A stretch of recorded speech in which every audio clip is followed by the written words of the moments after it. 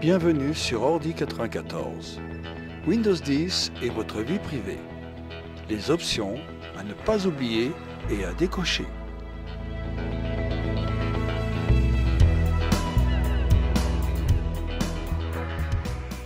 Windows 10 commence à être installé chez un grand nombre croissant d'utilisateurs. Certains se posent des questions pratiques, notamment sur la manière dont la vie privée est gérée. J'ai donc décidé de faire le point sur les options à connaître et qui se manifestent dès l'installation du système. Windows 10 contient une importante quantité de données personnelles, mais cela dépend surtout des choix opérés par l'utilisateur. Il faut rappeler que l'on parle ici d'un système d'exploitation dont l'installation devrait se faire sérieusement et en évitant de cliquer sur le bouton suivant sans analyser ce qui vous est demandé de valider.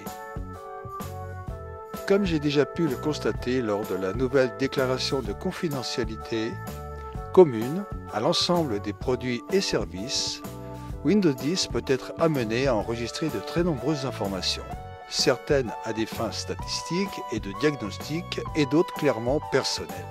Et Windows ne s'en cache pas, à condition que l'on sache où regarder. Géolocalisation, événements du calendrier, frappe au clavier, identifiant de publicité, données de navigation, rapport d'erreur et d'autres.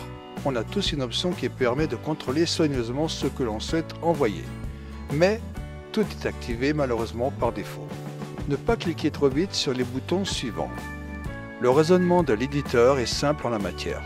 La configuration rapide doit mener au plus vite à un système utilisable avec des paramètres idéaux où tout fonctionne correctement. Ce qui comprend Cortana, l'assistance vocale très gourmande en informations personnelles pour fournir des réponses et des recommandations les plus fines possibles.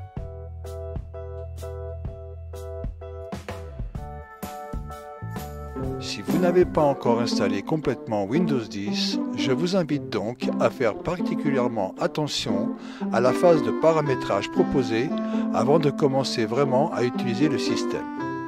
Dans l'écran intitulé « Démarrer rapidement », il faut regarder en bas à gauche une toute petite ligne appelée « Paramètres de personnalisation ». Si l'on clique dessus, on entre dans une phase de réglage en deux écrans, contenant toutes les options liées aux envois de données. Données de navigation et partage des accès Wi-Fi. Le deuxième écran contient des options qui ne concernent pas tout l'envoi de données, et certaines ne devraient d'ailleurs pas être désactivées.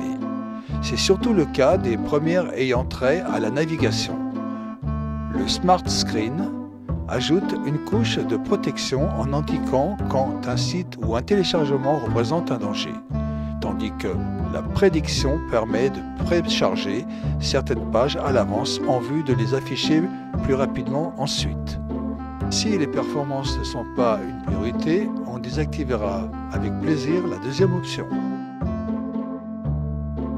Pour le reste, je vous recommande surtout de faire attention à l'avant-dernière option. Elle permet en théorie de se connecter automatiquement au réseau des amis s'il figure dans vos contacts. Cette fonction active dans Windows 10 et Windows Phone 8.1 se base sur les contacts du compte Microsoft, de Skype et de Facebook. Pour le réseau social, il faut évidemment autoriser Windows à accéder au compte. Le compte Microsoft n'est toujours pas obligatoire. Comme dans Windows 8 et Windows 8.1, le compte Microsoft est vraiment recommandé, mais il n'est pas encore obligatoire. L'assistance de paramétrage affiche bien en évidence les deux champs pour l'adresse mail et le mot de passe et vous propose même d'en créer un si vous n'en avez pas. De la même manière que précédemment, on trouve en bas à gauche un lien pour ignorer cette étape. Mais tout ne sera pas forcément accessible si vous vous en passez.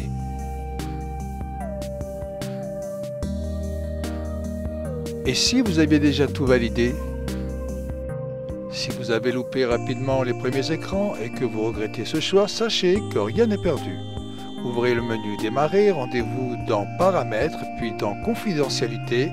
Il y a de nombreuses options présentes dans cette rubrique. Et ça vaut le coup de les regarder, puisque les réglages supplémentaires y sont présents. En plus déjà des paramètres abordés, on pourra aussi contrôler précisément quelle application accède à la localisation si elle est activée, au contact, au microphone ou encore à la caméra. Certaines options sont rangées ailleurs. Le partage automatique des réseaux Wi-Fi avec les contacts se trouve ainsi dans rubrique réseau et internet, puis Wi-Fi et enfin gérer les paramètres Wi-Fi. L'option à couper se nomme me connecter au réseau de mes contacts et, en dépit de son nom, concerne bien le partage de ses propres réseaux et la connexion à ceux des contacts. On ne peut pas choisir de le faire dans un seul sens. Quant à Cortana, tout peut être désactivé dans le panneau de l'assistance via le menu Hamburger situé en haut à gauche puis dans Paramètres.